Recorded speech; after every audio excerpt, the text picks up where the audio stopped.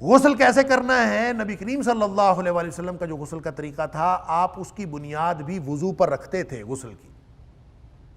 یعنی سب سے پہلے اگر کوئی جسم پر کوئی نجاست وغیرہ لگی ہوتی تو اس کی صفائی کرتے. اس کے بعد آپ وضو سے ابتدا کرتے، مسح تک لے جاتے. اس کے بعد 3 چلو پانی کے لیتے، اپنے سر پہ ڈالتے، رنس کرتے اپنے بالوں کو اور جڑوں تک پانی پہنچاتے. اس کے بعد پانی کا بہانے کا آغاز دائیں طرف سے کرتے اور ایک دفعہ جسم پہ پانی بہا لیتے.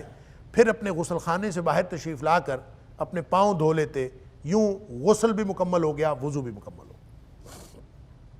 باقی جو اس کی تفصیلات ہیں وضو کی، وہ انشاءاللہ جب ہم سورہ مائدہ میں پہنچیں گے تو میں عرض کروں گا.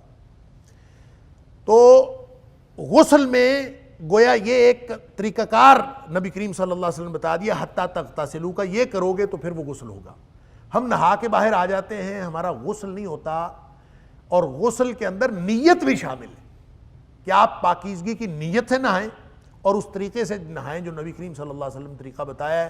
اور وہ ظاہر ہے کہ اس میں گندگی پہلے اتارنی ہے کہ اگر آپ کے جسم پر لگی ہوئی ہے. اس کے بعد وضو پر بنیاد رکھنی ہے.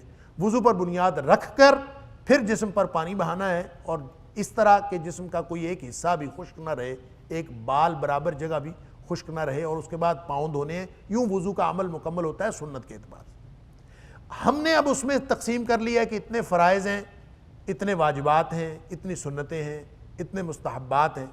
اس میں ہم صرف فرائض پورے کرنے کی کوشش کرتے ہیں. اور وہ یہ بھی کہہ دیا گیا کہ فرائض پورے کرتے ہوئے ترتیب بھی جیسے چاہے الٹ ہو جائے، جیسے مرضی فرائض پورے ہو گئے غسل ہو گیا. اب ظاہر ہے اس فرائض کے اندر یہ بات شامل ہے کہ جو کلی کرنی ہے، گلے تک پانی لے کے جانا ہے، اور اسی طرح ناک میں جو استنشاق کرنا ہے وہ بھی اس کے اندر شامل ہے.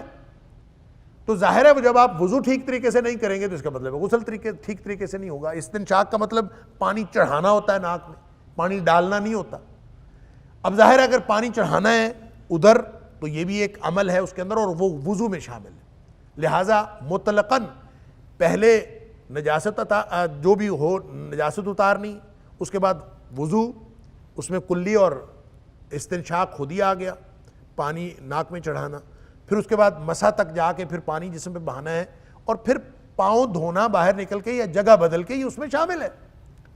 ہم کیا کرتے ہیں کہ ہم جب ہم غسل کرتے ہیں تو ہم نے تو شاور لینا ہوتا ہے. ہم چاہے پہلے صفائی کریں یا نہ کریں، ہم نے شاور کے نیچے، ہم وضو سے بھی آغاز کریں تو ہم نے شاور کے نیچے کھڑے ہونا ہوتا ہے، جسم کو گیلا کرنا ہوتا ہے. پھر پورے جسم پر صابن لگانا ہوتا ہے، اور صابن لگا کے پورے جسم کو ملنا بھی ہوتا ہے. اس دوران ہم برہنہ شرمگاہ کو بھی ٹچ کرتے ہیں اور بار بار ٹچ کرتے ہیں. تو وہ وضو جس کی بنیاد پر ہم نے غسل کا آغاز کیا تھا، وہ وضو باقی نہیں رہتا جب برہنہ شرمگاہ کے اوپر آپ کا ہاتھ لگتا ہے. تو اس کے بعد وہ وضو تو باقی نہیں رہتا. گویا جس غسل کی بنیاد تھی وضو، وہ تو باقی نہیں رہی بنیاد. اور اس کے بعد اس بنیاد کے بغیر آپ نہا کے باہر نکل آئے ہیں. لہٰذا نہانا تو ہو گیا ہے، شرعی غسل نہیں ہوا، صفائی ہو گئی ہے، طہارت نہیں ہوئی.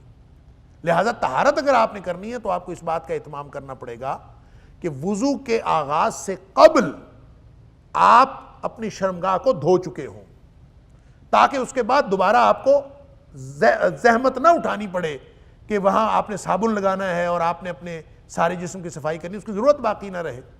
جب یہ ہوگا پھر تغتسلوا ہوگا، اور پھر آپ وضو کے اوپر بنیاد رکھیں اور اس کے اوپر پانی ڈالیں اور بعد میں پاؤں دھو کے باہر نکل آئیں. اور اگر آپ نے باہر نکل کے پاؤں دھونے کی جگہ نہیں ہے تو باتھ روم کے اندر ہی آپ جگہ بدل کے کم از کم پاؤں دھو لیں تاکہ سنت کے قریب ترین غسل ہو جائے. تو صفائی پہلے کر لیں. مثلا جن لوگوں نے شاور سے نہانا ہے، آج کل کا جو ہمارا ایشو ہے، تو وہ لوگ یہ طریقہ کار بھی اختیار کر سکتے ہیں، یہ کوئی اور طریقہ کار بھی اختیار کر سکتے ہیں.